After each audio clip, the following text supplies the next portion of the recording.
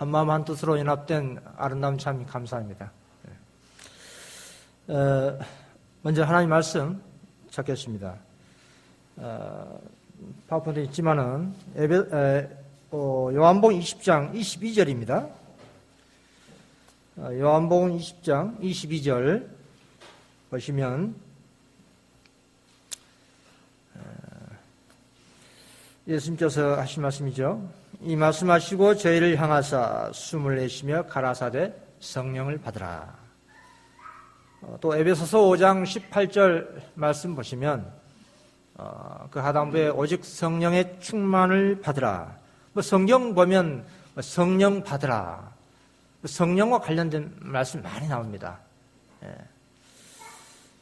이 시간은 제가 평상시에 다교파 형제들하고 대화한 그런 대화 가운데 그분도 이 성령에 대해서 참 의문을 많이 갖고 있고 어떻게 성령을 받느냐. 나는 예수 믿기 때문에 내가 안 성령이 있다. 그런 얘기를 많이 들었습니다. 그래서 시간을 맞고 이 부분을 조금 더 좀 구체화시켜서 좀 말씀을 드릴까 하고 했습니다. 성령 받는 방법, 아까 질문을 해주셨는데, 육하원칙에서 누가, 언제, 어디서, 무엇을, 어떻게, 왜 성령을 받는가에 대해서 말씀을 드리겠습니다. 사실 이 자리에 저보다 신앙 오래 하시고 또 인생의 선배님들 많이 계시는데 좀 제 짧은 그런 경험과 제 짧은 지식으로 이렇게 선배님들 앞에서 말씀을 드린다는 것이 송구스럽습니다. 참 예수님의 마음을 품으려면 성령을 받아야 되지요. 그 사도행전 19장에 보면 말이죠. 사도행전 19장에 19장 1절 보면은 바울 사도가 에베소 교인들에게 이런 질문을 합니다. 너희가 믿을 때에 성령을 받았느냐? 하니까 그들이 뭐라고 합니까? 아니라 우리는 성령이 있음도 듣지 못하였노라. 그러니까 바울 사도가 다시 질문합니다. 그러니까 너희가 무슨 침례를 받았느냐? 대답하되 요한의 침례로다. 여러분, 침례 요한에게 회개 침례를 받은 그 유대인들에게 바울 사도가 너희가 믿을 때에 성령을 받았느냐? 라고 질문했어요. 이렇게 질문한 이유가 있었습니다. 회개 침례를 받은 그들 삶에서 하나님의 나라, 즉 로마서 14장 그 17절에 의와 평강과 희락, 그걸 체험하지 못했어요. 그게 나타나지 않았던 것이었습니다. 또 그때 당시에는 영적 은사가 또 나타나지도 않았어요. 그들한테. 성령의 침례를 받으면 그들한테 방언, 또 어떤 예언, 치유의 역사가 일어났습니다. 그런데 그들은 내적인 그런 기쁨의 은혜 또한 나타나지 않았어요. 물론 전보다 좀 더 나은 진보적인 개혁적인 생활을 하긴 했지만 그들의 내면에서 나타난 성령의 그 은혜의 기쁨이 나타나지 않았습니다. 그 마음의 참 기쁨은 기쁘면 외형적으로 나타나게 돼 있어요. 그래서 바울 사도가 그렇게 질문했던 거예요. 그래서 그들에게 예수 복음을 더 온전히 가르치고 그리고 예수의 이름으로 침례를 주었습니다. 그리고 나서 성령이 임하여 방언도 하고 예언도 하니 나타났습니다. 자, 육하원칙 첫 번째, 누가 성령을 받는가? 여러분, 그리스도인들은 진리 안에서 자유롭습니다. 이 과거 유대 백성들은 말이죠, 마음이 완고해서 이 구약성 읽을 때 그들의 마음을 수건이 덮고 있었습니다. 그만큼 완고했어요. 예수님 당시 백성들은 그 유대교의 그 무거운 유전, 전통, 그런 간습에 매여 있었습니다. 그래서 예수님께서 이 땅에 오신 이유는요, 그 속박당한 그들을 자유케 하려고 오셨습니다. 당신의 사명이 나타나 있죠? 예수님의 그 사명이 무엇입니까? 누가복음 4장 18절에 주의 성령이 내게 임하셨으니 이는 가난한 자에게 복음을 전하게 하시려고 내게 기름을 부으시고 나를 보내사 포로된 자에게 자유를, 눈먼 자에게 다시 포기함을 전파하며 눌린 자를 자유케 하고 있습니다. 여러분, 제일 포로된 자가 자유함을 얻으려면 어떻게 해야 하는가? 예수님의 당시 사람들이나 지금이나 마찬가지예요. 예수님을 나의 그리스도로 받아들여야 합니다.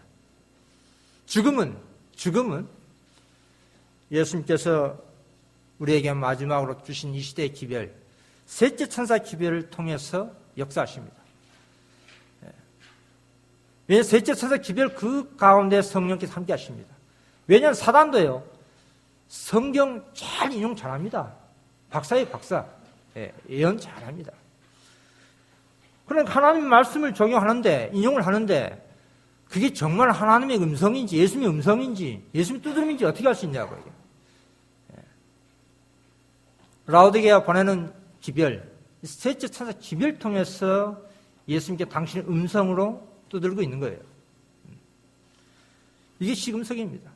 사단의 음성인지, 예수님의 음성인지, 예수님의 두드림인지, 사단의 두드림인지, 이 셋째 천사 기별을 통해서 확인할 수 있는 거예요. 우리 반복해서 말씀을 계속 들었는데요. 시대소망 388페이지 보면 그리스도께서 우리 안에 사신 것은 성령을 통해서이다 했습니다.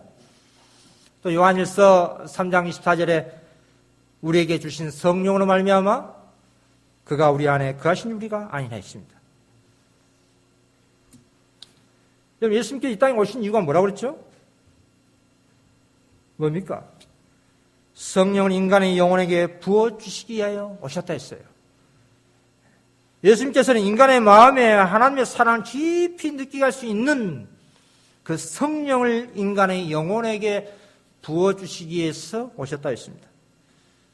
예수님께서는 중생의 체험을 기꺼이 바라는 자들을 찾으십니다. 예수님께서는 사람들에게 당신의 마음을 주시기 위해서 오셨습니다. 에스겔서 36장 26절 보면 또 새 영을 너희 속에 두고 새 마음을 너희에게 주되 너희 육신에 있어 굳은 마음을 취하고 부드러운 마음을 줄 것이다 했습니다. 예수님의 그때 당시에 있어 새 마음을 가질 필요성을 느끼지 않는 서기관들, 바리새인들, 그들을 간과해버린 것처럼 지금도 마찬가지예요. 예수님의 그 마음을 가질 필요성을 느끼지 않는 사람들 그냥 지나치실 겁니다. 새 마음을 가질 필요성을 느끼지 않는 사람들에게 성령을 부어주는 게 불가능합니다. 본인이 원하지 않는데 어떻게 부어주겠습니까?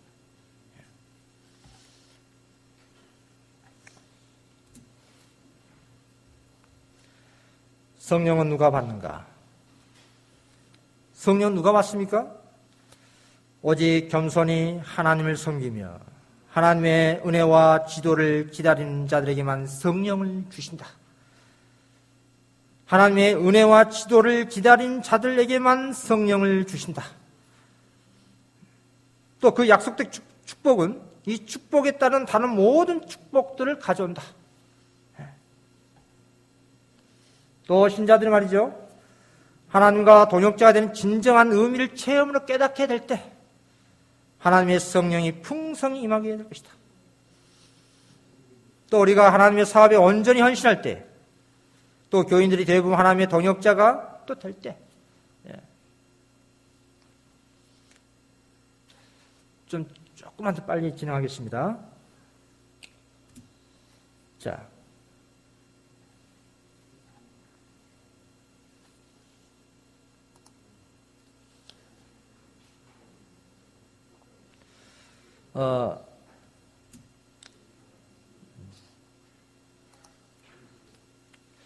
또 실물 좋은 152페이지 보면요.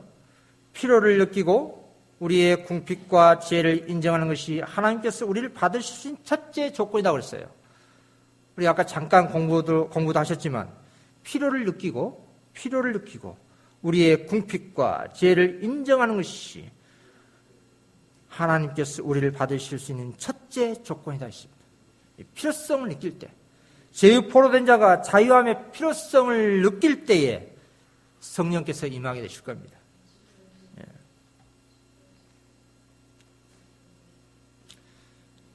여러분, 예수님께서요, 당시에 제자들과 함께 있을 때에 제자들은 성령의 필요성을 갈급하지 않았습니다.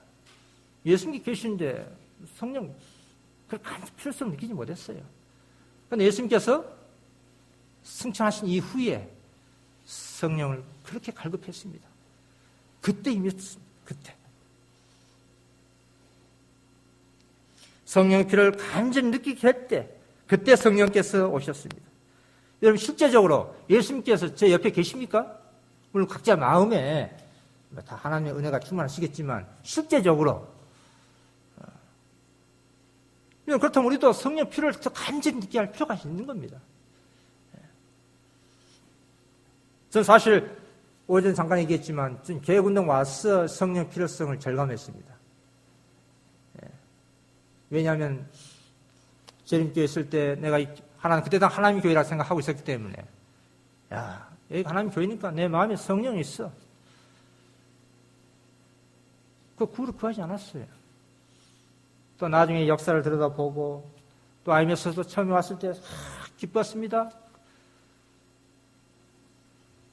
그러니까 그 후로 구하지 않았습니다. 왜? 촛대 갖는 교회가 있었기 때문에 내 마음에 하나님 계시지. 자, 세 번째입니다.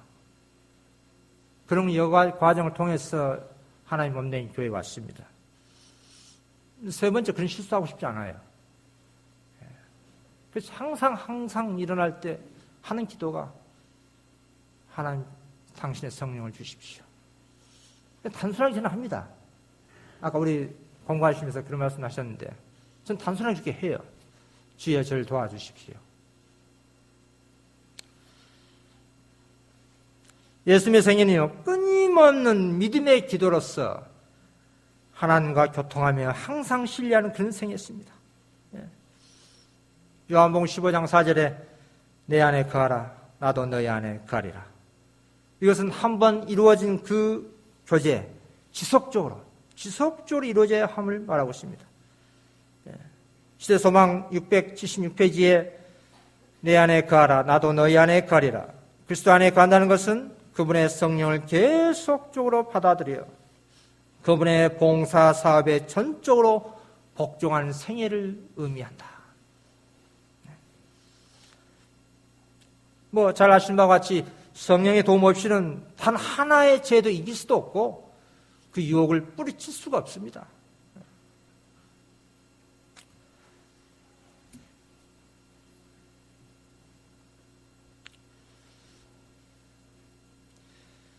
자, 또 언제 성령을 받습니까? 오전에 잠깐 얘기했지만 먼 미래 받습니까? 여기 뭐라 나왔죠?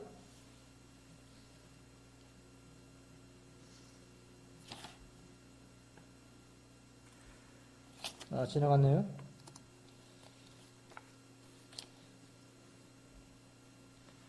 제초의 제자들에게 그랬던 것처럼 오늘날에도 성령의 허락은 우리의 것이다. 하나님께서 오순절날에 구원의 말씀을 들었던 자에게 주셨던 것처럼 오늘날의 남녀들에게도 하늘에서 오는 능력을 주실 것이다. 지금 바로 이 시간에라도 하나님의 성령과 그 은혜가 이를 요구하는 자와 하나님께서 말씀하신 것을 그대로 믿는 모든 자들 위하여 기다리고 있다 했습니다.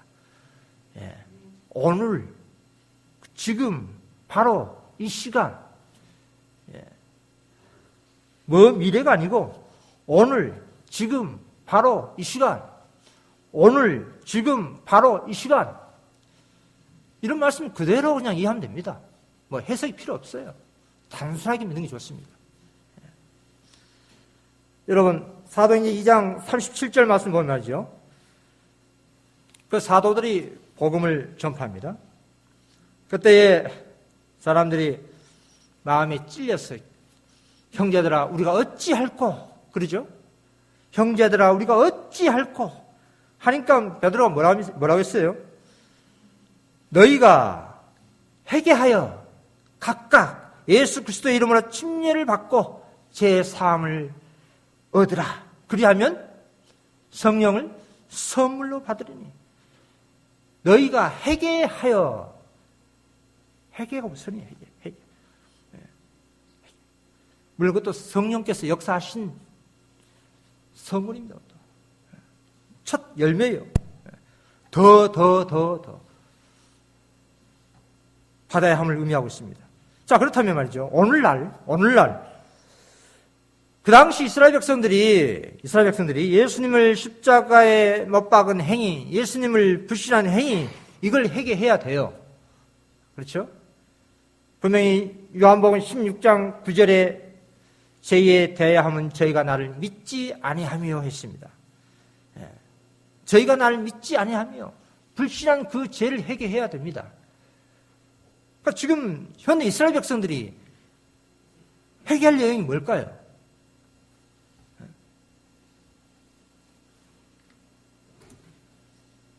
자, 이 말씀 눈으로 한번 쫙 보십시오.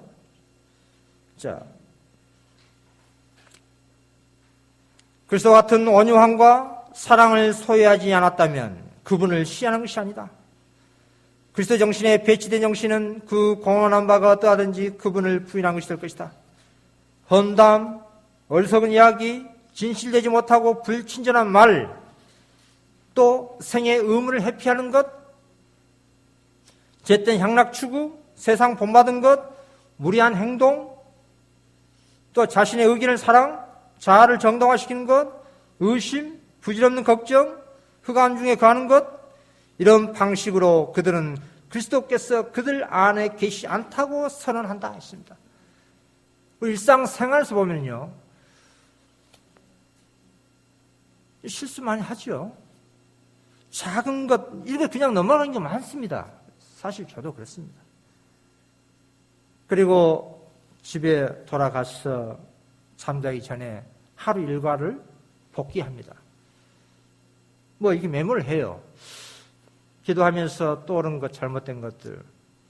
내가 노골적 어떤 사람에게 그냥 실수하고 하지 않는 것이 할지라도 내 마음적으로 누굴 좀 미워하고 싫어하고 그런 것들 좀 불편한 게 있습니다. 그러니까 그것을 그냥 넘어가 버리면은 축적되고요. 더 강팍하게 됩니다. 나중에. 그때는 몰라요.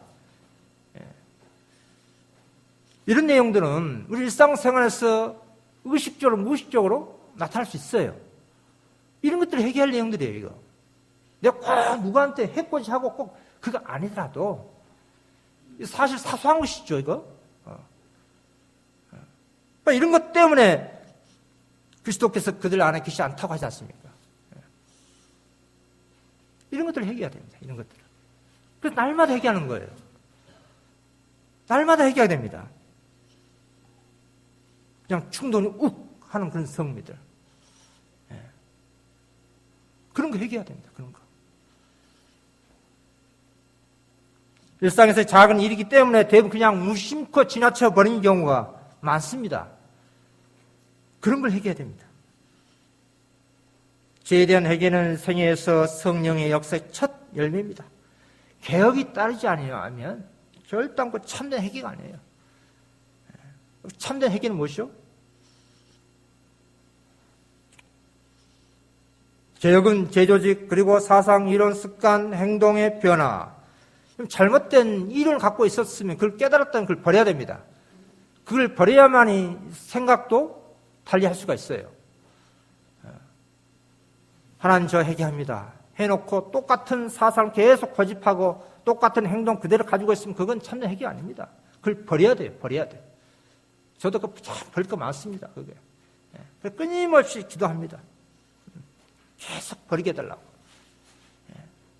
그 과거에 축적된 것들이 워낙 많다 보니까 그런 겁니다, 이게. 바로바로 그때그때 해결했으면 좋았을 텐데, 그 축적되다 보니까 단번에 끊는 것도 있어요. 과거 하나님 모르고 살 때 습관적으로 이행됐던 것들, 그런 것도 하루 한 번씩 또 생각나고 또 행동하게 되고, 그럴 때는 막 금식까지 하면서요, 하나님께 기도하고 매달리고. 여러분, 그런 이론이요, 잘못된 이론을 가지고 있으면 잘못된 사상은 형성될 수밖에 없습니다. 그 사상은 결국 행동으로 나타날 수밖에 없고, 반복된 행동은 습관은 형성되고, 그 습관은 곧 품성입니다. 그 꼴전이 품성으로 일생과 내세의 운명이 결정됩니다. 예.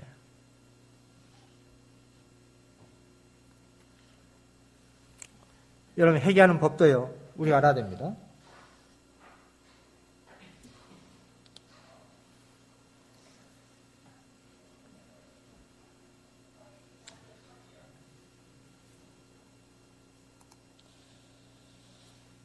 여기 이 말씀 보면요, 바울 사도가 나와요. 바울 사도. 바울 사도는 어떻게 회개했냐면은, 그의 죄를 고백했는데, 그들은 그들이 한 일에 대하여 변명하거나 변호하고자 하지 않았다. 사도 바울은 자신의 죄에 대해 말했다. 그는 그 죄를 작게 보이게 하고자 애쓰지 않았다. 그는 할 수 있는 대로 그 죄를 나쁘게 말했다. 구체적으로 말하고 있습니다. 예루살렘에서 이런 일을 행하여 대제사장들에게 권세를 얻어 가지고 많은 성도를 옥에 가두며, 또 죽일 때에 내가 가편 투표를 하였고, 또 모든 회당에서 여러 번 형벌하여 강제로 모독하는 말을 하게 하고, 저희를 대하여 심히 격분하여 외국 성까지 쫓아가서 핍박했다고 했습니다. 그리고 자신을 죄인 중에 계시라고 했습니다. 죄를 구체적으로, 자신의 죄를 폭로하고 있습니다. 폭로하고 있습니다. 철저히 죄와 분리가 되고 있는 거예요. 죄와 분리되는 이 경험이, 이게 둘째 천사 기별입니다. 꼭 오리 단체에서 나와야만, 물론 그것도 경험이지만은, 매 순간순간 자신의 그 죄, 습관 버리는 거예요. 계속 그 둘째 천사 기별 경험해야 됩니다. 죄와 분리되는 경험. 우리는 또 그걸 또 다른 말로 또 성화로 또 그러죠.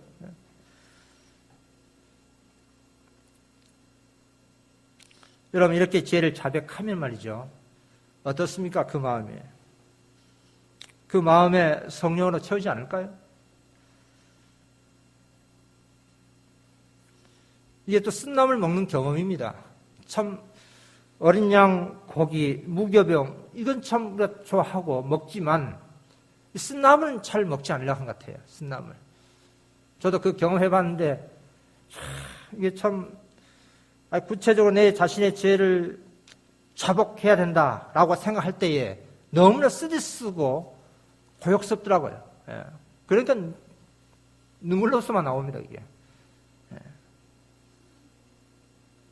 그러나 그 대신 하나님 은혜로 가득 채워진 느낌이 듭니다. 예. 그래서 평상시에 골방에서 하루 종일 있었던 내 자신을 솔직하게 하나님 앞에 골방에서 다 말합니다. 예. 그 어린아이가 엄마한테 그냥 털어놓은 것처럼 시원스럽게 다 털어놔요. 그게 습관화 되다 보면 어떤 누구랑 좀 사이가 좀 나빠졌죠. 그러니까 그 사람한테 솔직하게 내 잘못을 인정하는 습관이 됩니다. 그래서 하나님 앞에 자주 죄를 고백한 습관을 들들여야 돼요. 그랬을 때에 사람한테 잘못했을 때도 솔직하게 진정성 있게 고백하는 정신이 나타나 있습니다. 그럼 성령께서 함께 하시죠. 더 성령께 함께 하십니다.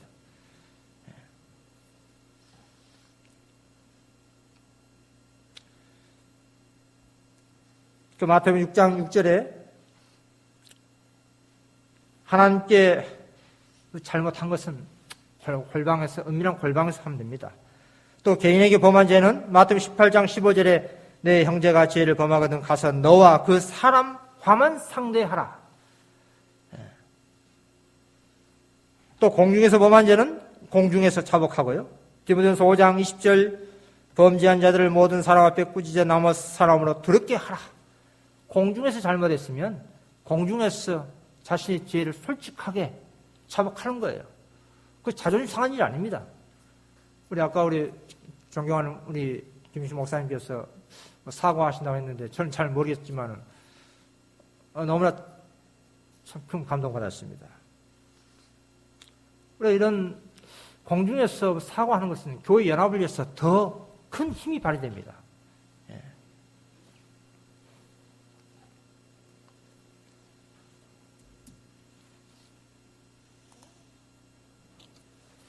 또 시대소망 669페이지 보면 모든 슬픔과 고통 중에서나 앞길이 캄캄하고 장래가 암담하게 보일 때에 또한 우리가 무기력하고 애로움을 느낄 때에 믿음의 기도에 응답으로써 보혜사가 보내주실 것이다. 뭐 각자 이런 경험이 있지요?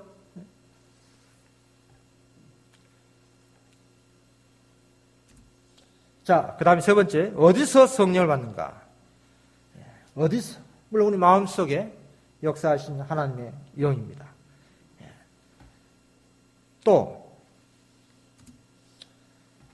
오전에도 잠깐 얘기했지만 이런 모임은 성령 받을 기회입니다. 기회.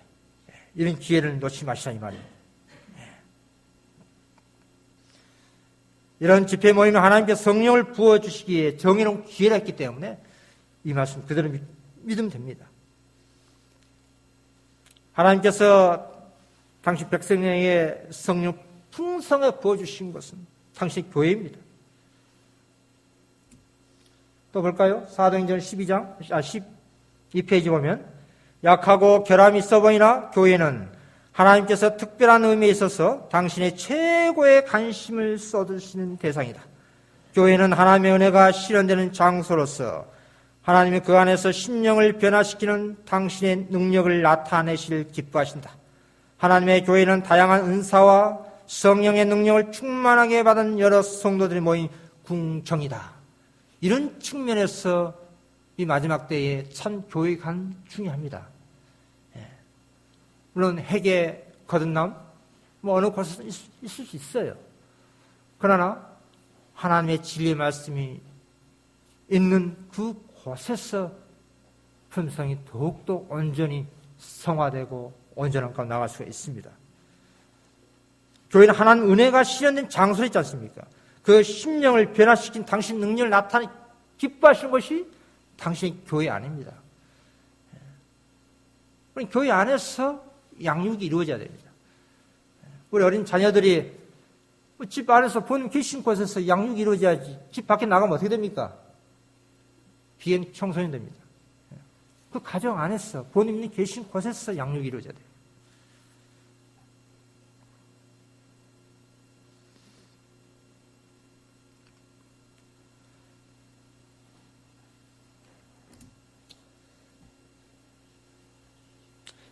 오전에 봤죠? 자, 네 번째, 성령의 무엇을 받는가? 잘 아시는 것 같이 갈라디아 5장 22절 오직 성령의 열매는 사랑과 희락과 화평과 오래 참음과 자비와 양성과 충성과 온유와 절제니 이 같은 것을 금지할 법이 아니라 성령을 통해서 하나님의 품성을 선물로 받습니다. 또 성령의 감화력 대단히 중요합니다. 그 사도행전 38페이지에 성령은 기다리며 기도하는 제자들에게 충만히 임했으며 모든 사람은 그것을 체험하였다. 무한하신 분께서는 당신의 교회에게 능력 있게 그 자신을 나타내셨다. 이 감화력은 마치 여러 시대 동안 억제되어 온 듯하였는데 이제 하늘은 교회의 성령의 은혜의 부여를 볼 수 있게 됨을 기뻐했다.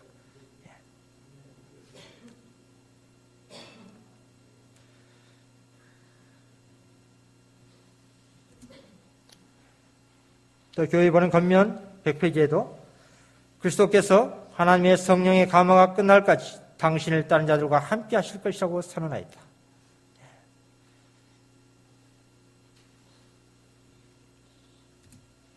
자, 다섯 번째. 자, 어떻게 또 받습니까? 어떻게? 설교와 강연, 성령을 받기에 나는 어떻게 해야 합니까? 붉혀진 양초를 가지고 찾듯이 하나님께 그대의 심령을 살필 수 있도록 하나님께 간청하라. 어떻게 해야 됩니까?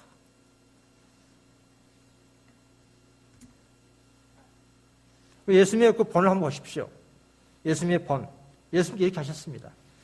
예수님께서는 주로 다른 사람들을 위해서 기도하셨다 했어요. 예수님의 생애는 성령 충만한 그런 생애였습니다. 예? 예수님께서는요, 우리에게 나눠줄 수 있도록 끊임없이 아버지께로부터 구했습니다. 그분은 하나님과 여러 시간을 보내고 아침마다 사람들에게 하늘의 빛을 가져오기에 나오셨다. 매일 그분은 성령의 새로운 침례를 받으셨다 했습니다. 예수님 범대로 이렇게 하시면 됩니다.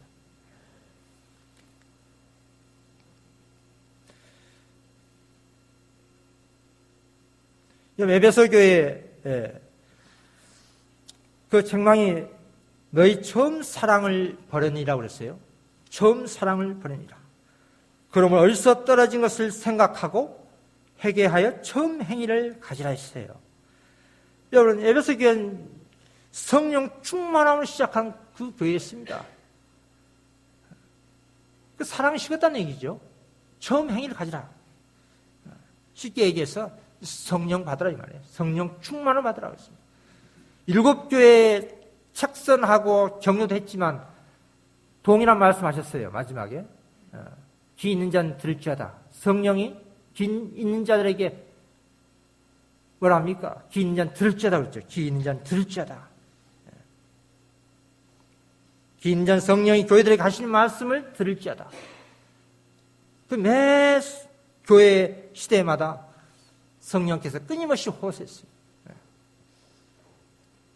그래서 가르법 기별 2권 57페이지 보면 그리스도인하고 공헌한 자들의 큰 죄는 저들이 마음을 열고 성령을 받아들이지 않는 것이다 했어요.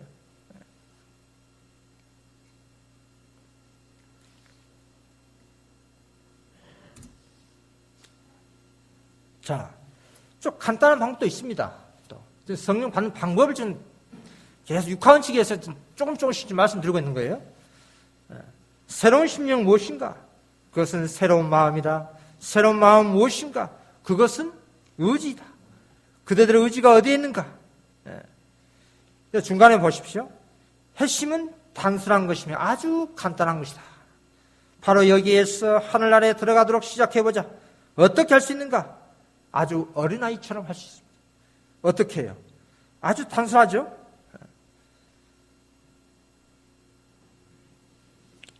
가장 좋은 길은 그대의 마음을 누구에게요? 예수님께 드린 것입니다. 그리고 그 마음은 거기에 드는 의지라고 했어요. 뭐 내가 예전에 예수 믿었으니까 그때 내 마음을 들었으니까 오늘 뭐 드리지 않으면 됩니까? 날마다 된다. 날마다.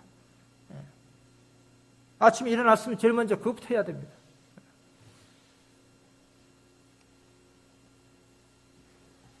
자, 예수님 가장 크게 기쁘시게 하려면 우리는 어떻게 해야 하는가? 어떻게 해야 한다 했습니까?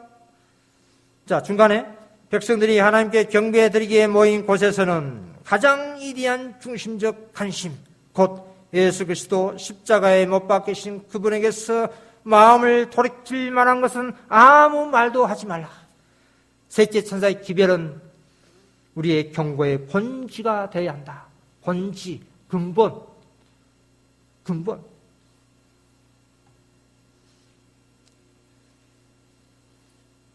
자, 좀 빨리 지나가겠습니다. 자, 6번째, 이게 왜 성령을 받아야 합니까? 그 성교봉사 243페이지에 성령을 받으시니 하나님의 형상을 나타내는 일입니다. 자, 어떤 신자가 말이죠. 처음 신앙을 할 때에 뜨거운 열성과 기쁨이 있었는데 시간이 지나고 나서 신앙하기 전에 돌아갔다고 그랬죠. 저도 그랬습니다.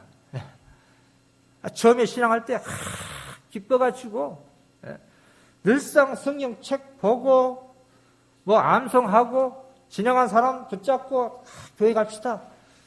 지나간 사람 붙잡고 그랬어요. 버스 안에서 뭐 횡단보 건널 때 누가 옆에 있으면 그냥 걔 말 겁니다. 계속 말 걸고 예수님 이야기하고 상대방 뭐라고 하든 귀 안 들어와요. 그게 그런데 시간이 점점 지나면서 그런 열정이 점점 사라지는 거예요, 이게. 한참 후에 그걸 알았습니다.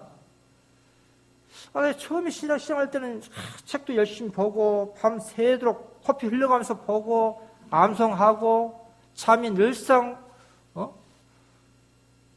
지나면 차 안에서도 책을 보고 그랬어요. 차 안에서. 주정차 뭡니까 그 신호 대기 할 때도 보고. 근데 그런 열정이 없어요. 이상하다. 왜지? 그 이유가 뭘까?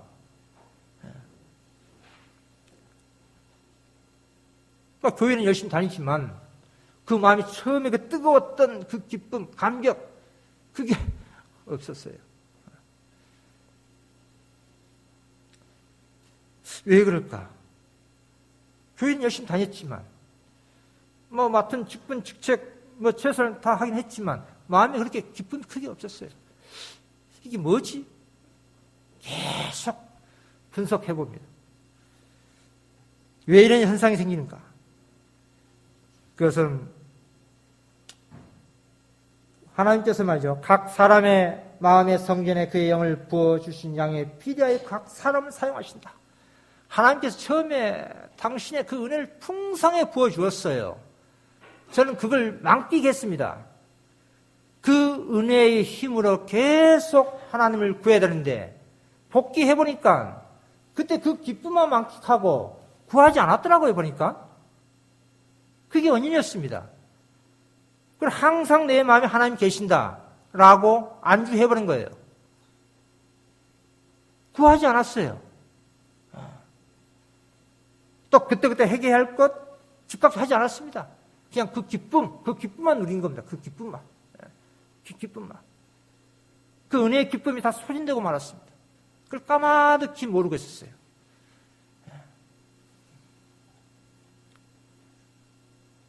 처음 신앙할 때 하나님께서 그 영혼의 마음에 감당할수록 성령을 부어주십니다. 그런데 처음 신앙할 때 그 받은 기쁨에만 만족해버리고 지속적으로 끊임없이 성령을 구하지 않는 영고로 하나님의 은혜가 점진적으로 상실되고 있다는 것을 모르고 있었어요. 교회는 다니죠. 교회는 열심히 다닙니다. 그 마음의 기쁨, 평안, 이것은 아니에요.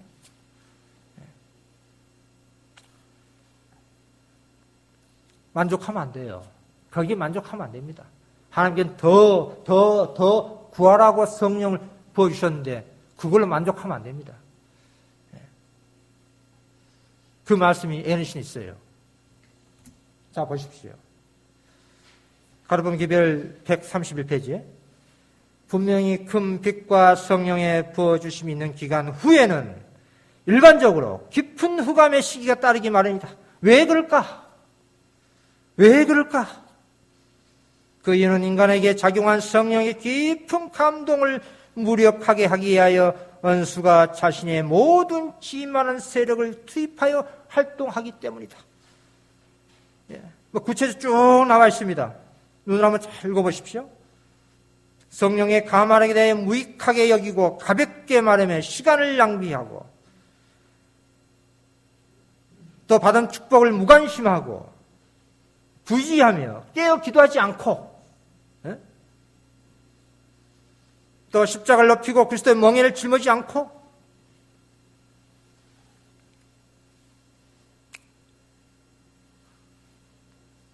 바로 이런 것 때문에 그렇습니다. 그래서 하단에 빛 가운데 사는 자들은 저들이 빛을 받은 후에 빛 가운데서 행하는 경험이 미숙한 영혼들에게 이런 것을 가르쳐야 한다고 그랬어요. 우리는 그런 걸 가르침 받고 있습니다. 멈추면 안 돼요. 그래서 끊임없이 전진하라고 그랬죠. 진보, 전진.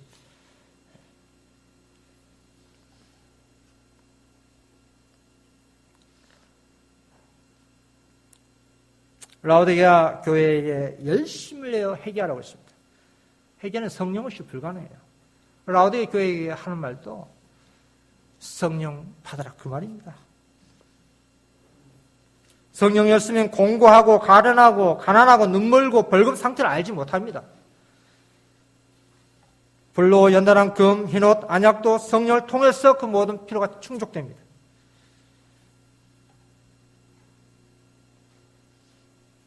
자, 또 교회 증언 6강 또 볼까요? 한 영혼 매일 골라서 하나님께 지도를 구하며 모든 것을 열렬한 기도로 그분께 내어놓고 거룩한 지혜를 따라 일해야 한다. 이렇게 할 때에 하나님께서는 영혼을 일깨우고 해결시킬 성령을 주실 것이다 했어요.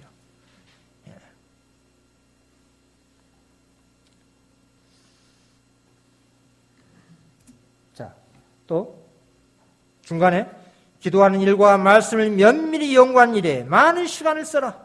저들이 진정으로 의를 사모하여 줄이고 목마라 할 때에 성령을 부어주실 것이라는 믿음을 가지고 저희 자신의 영혼 속에 믿음의 실체를 간직해야 된다 했습니다. 기도하는 일, 성경 연구하는 일, 많은 시간을 쓰십시오. 성령께서 함께 하지 않겠어요?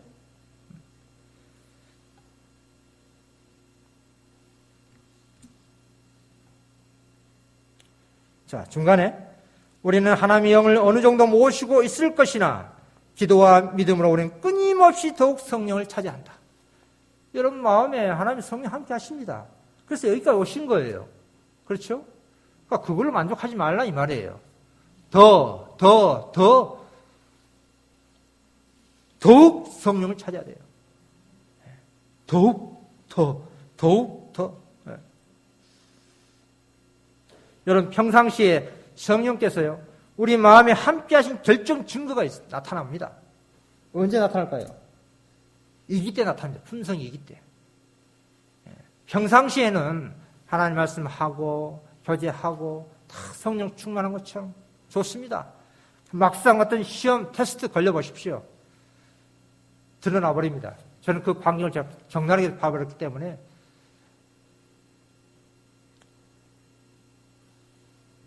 품성이 이기 때 나타납니다. 지금도 뜻밖의 재난이나 죽음에 직면하게 될 어떤 사태가 생길 때에 과연 그가 하나님의 약속을 참으로 믿고 있었는지 여부가 판명될 것이며 또 그의 마음이 은혜로 말미암아 보존되어 있는지를 드러낼 것이다.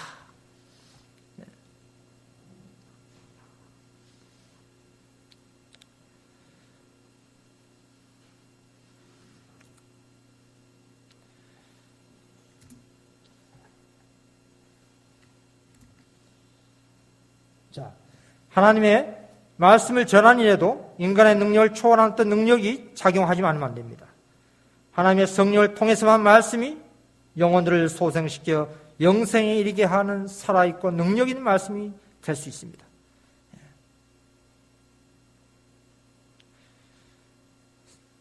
그 사도행전 1장 8절에 보면은 오직 성령이 너희에게 임하시면 너희가 권능을 받고 예루살렘과 온 유대와 사마리아와 땅끝까지 이르러 내 증인이 되라 했습니다. 그래서 왜 성령을 받아야 합니까? 예수의 증인이 되려면 성령 없이는 불가능합니다. 진정한 그리스도인들은 세상의 근심보다도 영적인 근심을 하게 됩니다. 그것은 한 영혼을 구원하는 일이 있습니다. 예수님께서 당시 제자들에게 성령을 부어주신 것은 그 목적은 하나님을 증거하기 위해서였습니다. 그 증거의 목표는 영혼구원이에요. 영혼구원. 나는 영혼의 구원한 몸을 움직이고 있는지 또 잃어버린 자에 대해서 궁일이 여기는 마음으로 그를 위해서 기도하고 있는지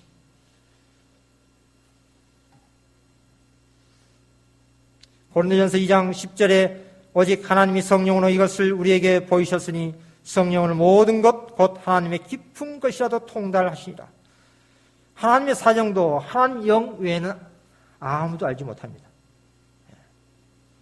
하나님의 소원은 모든 사람이 구원을 받는 데 있습니다.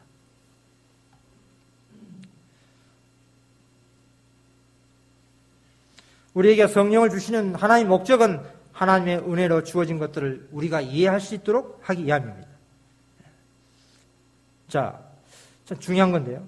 사도행전 8장 한번 찾아볼까요? 사도행전 8장 26절 보겠습니다.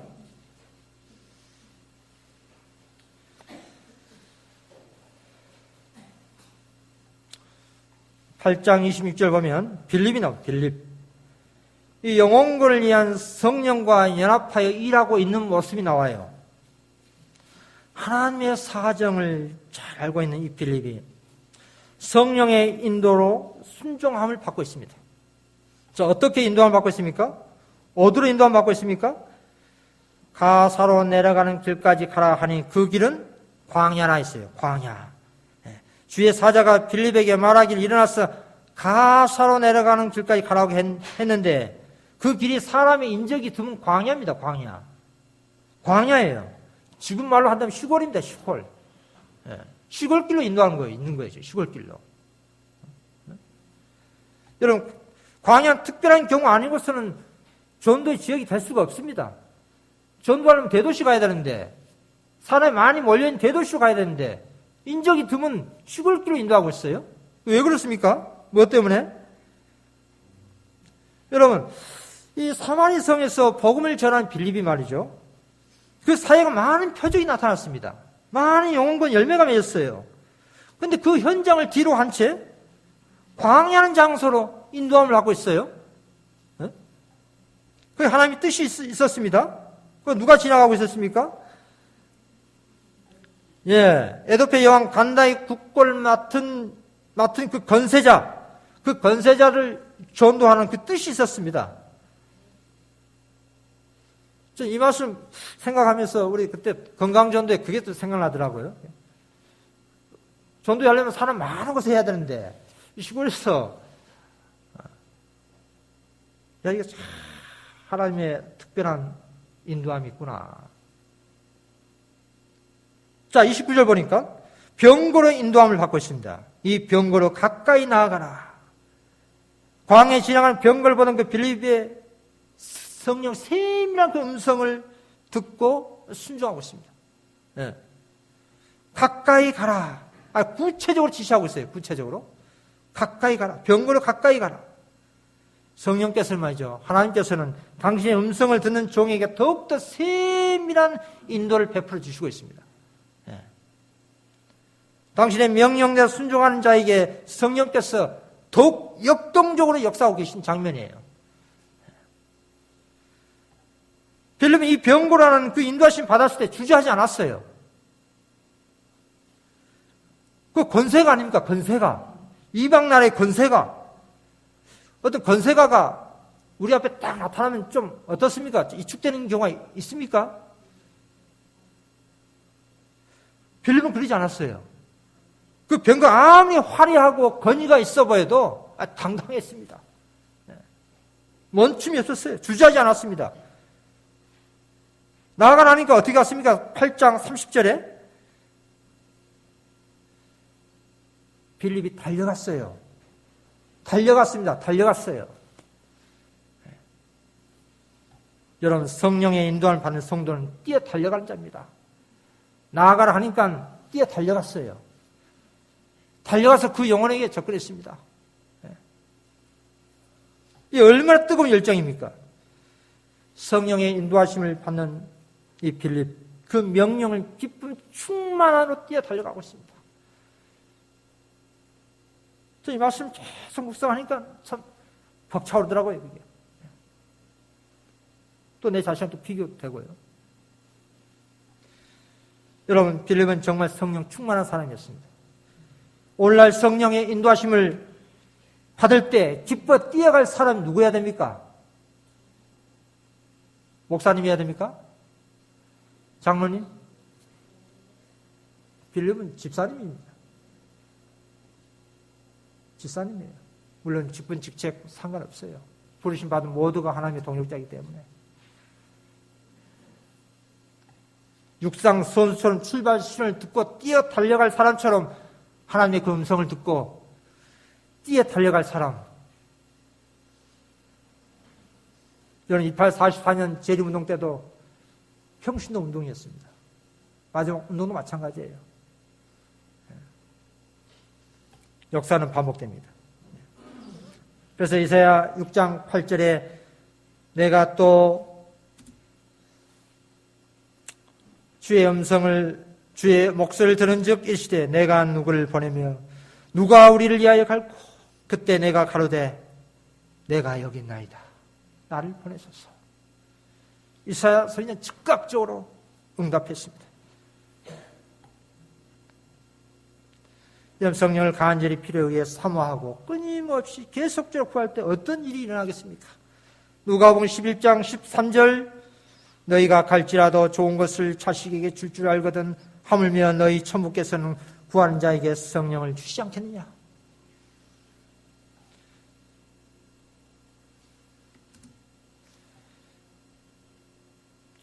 성령께서 우리의 부어졌는지 확인하는 방법, 교회 증언 6권 397페이지.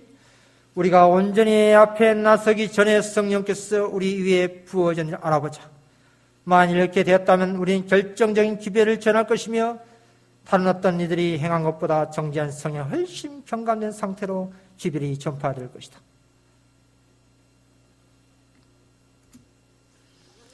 복음전도 191페이지에도 하나님께서 이 세상에 전파하라고 명령하신 기별이다.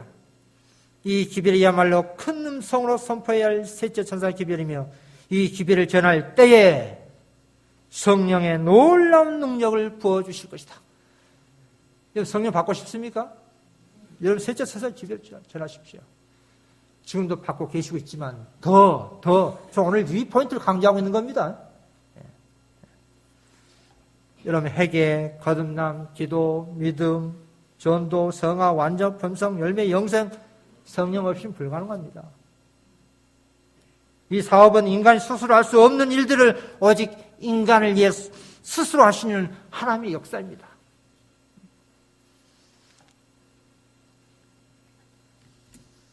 누가 여자의 남은 자손인가? 그 특징이 나와 있죠? 하나님의 계명을 지키며 예수의 증거를 가진 자, 예수의 증거를 받은 내 형제와 같이 된 종이니 예수의 증거는 대언의 영. 그리고 보통 여자 남은 자손 하면 율법과 증거의 말씀, 즉 성경, 예언의 신 믿는 사람들, 물론 뭐 틀린 말은 아니에요. 더 궁극적으로는 예수의 증거는 누가 합니까? 성령께서 하십니다. 요한복음 15장 26절 진리의 성령 오실 때 그가 나를 증거하실 것이요. 요한일서 5장 7절 증거하는 이는 성령이시니 성령은 진리입니다. 여러분 남은 자손은 진리의 말씀이 언칙이 그 심령에 심어져 있고 성령께서 함께 하신 자입니다. 자 마지막으로 참 제가 개인적으로 좋아하는 증언의 말씀입니다. 시대의 소망 187페이지. 그리스도의 사랑을 맛본 자는 계속적으로 그것을 더욱 갈망할 것이다. 그는 다른 것을 구하지 않는다. 세상의 부귀영화가 그를 매혹시키지 못한다. 그가 마음속에 늘 외치는 소리는 무엇입니까? 당신을 나에게 더 주시옵소서. 당신을 나에게 더 주시옵소서. 여러분 우리 영혼에게 그 성령 피를 알려주시는 예수님께서 그 주림과 갈증을 채워주시기 위해서 우리를 기다리고 계십니다. 여러분 이 세상 물이 다 고갈되고 마르게 될지라도 예수님께서는 다함이 없는 샘물이 되십니다. 아무리 우리가 마시고 또 마실지라도 또 새롭게 공급됩니다. 끊임없이 당신을 나에게 더 주시옵소서. 계속적으로 성령을 더 부어주시옵소서 하는 기도가 우리의 신앙의 시작이 되시길 바라면서 말씀 여기서 줄이도록 하겠습니다. 감사합니다.